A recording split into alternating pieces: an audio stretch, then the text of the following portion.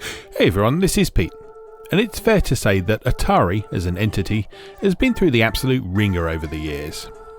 With each new iteration of a company branding itself Atari, more and more people make jokes about them reanimating a zombie corpse and not really being anything to do with old school Atari, aside from occasionally crapping out a no-frills compilation or two of emulated 2600 games for the current generation of systems. But in more recent years, under the leadership of CEO Wade Rosen, the company has been making great strides in not only honouring the Atari name's legacy, but also in pushing it forward in a sensible direction for the future. Yars Rising, a brand new game created in collaboration with Shantae developers WayForward, is an absolutely prime example of that. Let's take a closer look.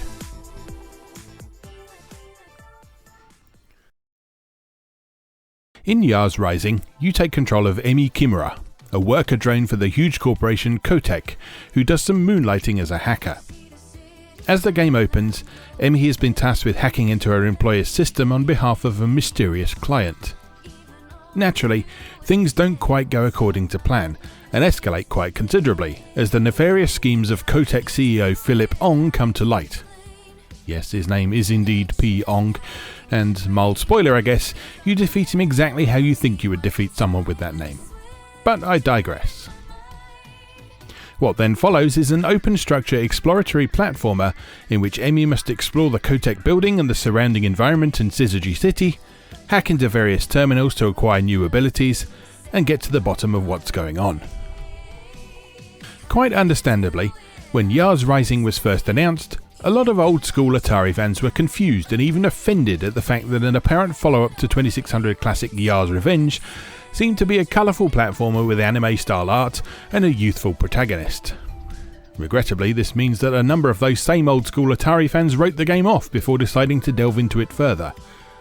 I say regrettably, because as well as being a damn fine open structure exploratory platformer, Yars Rising is a veritable love letter to Atari history.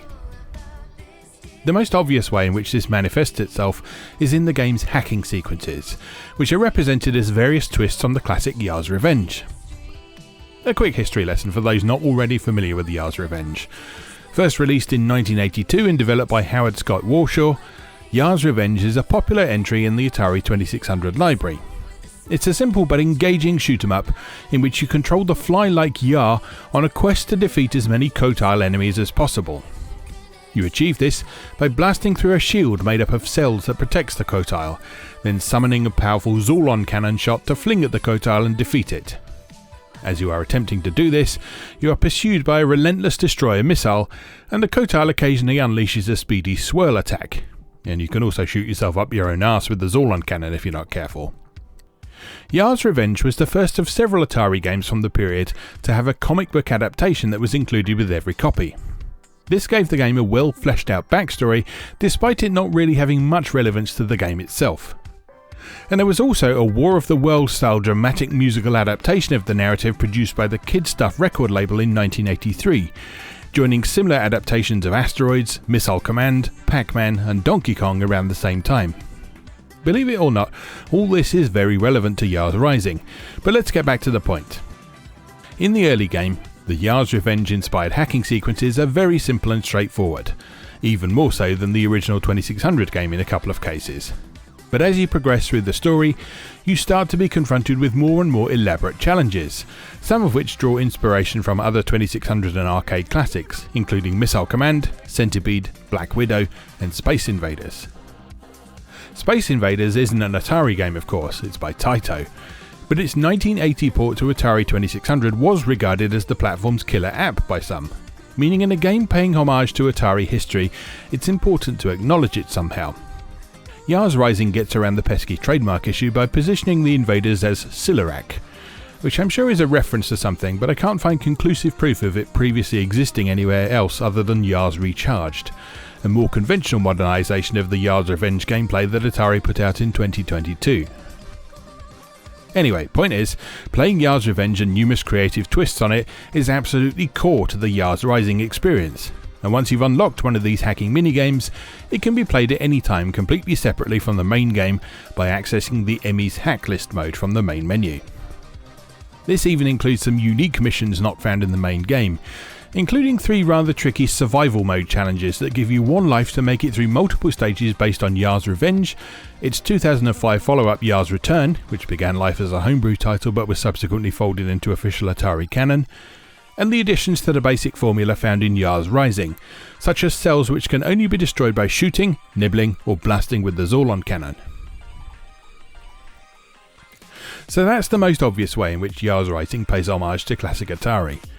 But it doesn't stop there. There are myriad elements of the game which suggest both current day Atari and WayForward did plenty of research.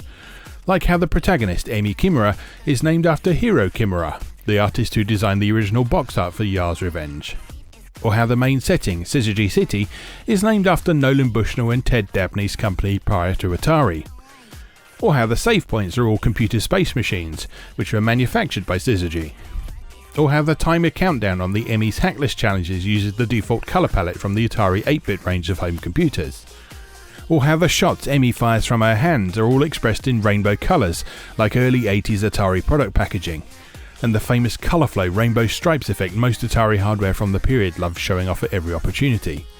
You get the idea. Of particular note is the musical accompaniment to the action. Music is often a strong aspect of WayForward releases, and Yars Rising is no exception to this, with its soundtrack being one of the most ambitious and elaborate affairs the company has ever produced.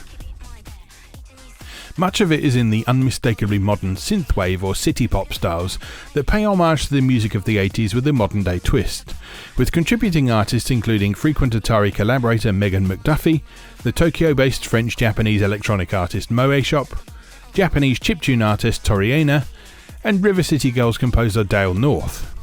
But there are a number of songs on the complete soundtrack which are very obvious homages to late 70s disco, which would have been popular around the time of the Atari 2600's original launch. Think Star Wars and other galactic funk and you'll have the right sort of vibe.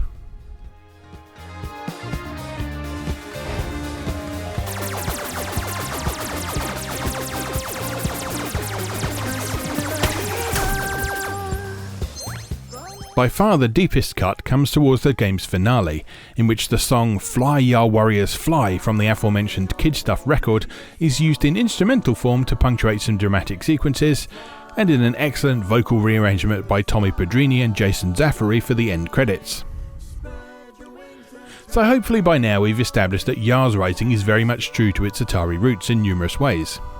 But putting in clever references all over the place doesn't necessarily make a great piece of work. How does the game as a whole hang together? Very well, as it happens. A while back, I took a look at the Steam Next Fest demo for Yars Rising and came away very impressed with how the game used slick, cel-shaded polygonal visuals, but made a real effort to ensure it felt like a classic 2D sprite-based platformer, and this is, of course, still true for the full game. One might argue that Yars Rising isn't doing anything especially ambitious that pushes the exploratory platformer genre forwards, aside from maybe the way the Yars Revenge sequences are implemented, but honestly that doesn't really matter. Yars Rising is simply a really solid, well put together example of this sort of game. One aspect that is particularly worthy of praise is the in-game map system. This not only automatically tracks where you've been as in most other examples of the genre, it also marks exits that you haven't yet been through and exits that you can't yet access. Better still, in that latter case it tells you exactly why you can't access that exit when you select it in the map.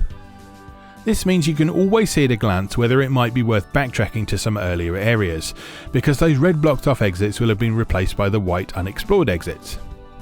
You acquire the various abilities that enable Emmy to access those blocked off exits via hacking the terminals throughout the game. There are a few major upgrades over the course of the game that unlock Emmy's abilities to destroy certain obstacles, dash across large gaps, jump off walls, survive underwater, and boost herself much higher than the regular leap. Interestingly, that latter option is not implemented as a double jump as in most games of this type. It has its own distinct way of handling, which helps set Yars Rising apart from its numerous peers. Besides these major upgrades, there are also a wide variety of terminals scattered across the game world that provide Emmy with boosts to her abilities in various forms. Known as biohacks, these have to be equipped in order to take effect, and Emmy can only equip as many biohacks as she can fit into the shape of her Yar tattoo. Naturally, the more powerful upgrades take up more blocks of the tattoo, so you'll need to customize Emmy according to your preferred playstyle. or indeed according to the challenges that she's facing. The biohacks cover a wide range of possibilities. On the simple end of things are straight increases to Emmy's health, special ability charges, shot power and shot speed. These are pretty much always useful. More situational are upgrades to her mobility skills, which allow her to, for example, dash further, propel herself further from a wall jump, or fly higher with the aforementioned boost jump. Then there are biohacks that are specifically designed to make the Yars Revenge style hacking sequences easier. These include rapid fire, triple shots, more powerful shots, the ability to nibble away at barriers more quickly, the opportunity to cloak and protect yourself from hazards, and many more. Equipping the right biohacks at the right time is an important part of making it through the game, at least on your first run. Speedrunners and those who enjoy a challenge, meanwhile, may like to note that the optional biohack upgrades are indeed optional. None are outright required to progress through the main game. For the most part, they just make life a little bit easier and allow you to access some secrets. Some might find Yars Rising a little too easy in places. The last couple of bosses, for example, are fairly trivial if you fully equip Emmy with her shot power and shot speed upgrades, and the computer space save points also fully restore Emmy's health when she uses them, making it pretty rare you'll get into a situation where you're in real danger, as these checkpoints are placed quite frequently throughout the game world. That's not to say that there's no challenge at all, mind, though most of the tricky aspects tend to come from traversal challenges rather than combat. There are some relatively devious platforming sequences in the latter half of the game, particularly if you're after all the upgrades, and while those aforementioned bosses are easy if you know what to do, in several cases you have to actually figure out what to do first. And pleasingly, the game doesn't treat you like an idiot and tell you exactly what you're doing wrong after you fail once or twice. That said, in a concession to those who didn't misspend their youth playing the original Yars Revenge, you can optionally make yourself completely invincible in the hacking sequences, meaning even those with zero 2600 experience should be able to make it through the game's main story. And once you've beaten the game, there's more to fiddle around with too. There's the aforementioned Emmy's hack list, which includes a number of challenges that aren't in the main game, some of which are very tricky indeed. Then there's Pro Mode, which is another playthrough of the main game at a much harder difficulty. And of course, some platforms that support such things, there are the obligatory achievements and trophies to chase. And pleasingly, none of these are stupid pointless grindfests, instead simply rewarding you for reaching various milestones in the game, beating it at normal and pro difficulty, finding all the secrets, and clearing Emmy's hack list. Yars Rising is exactly the sort of game that modern day Atari should be making.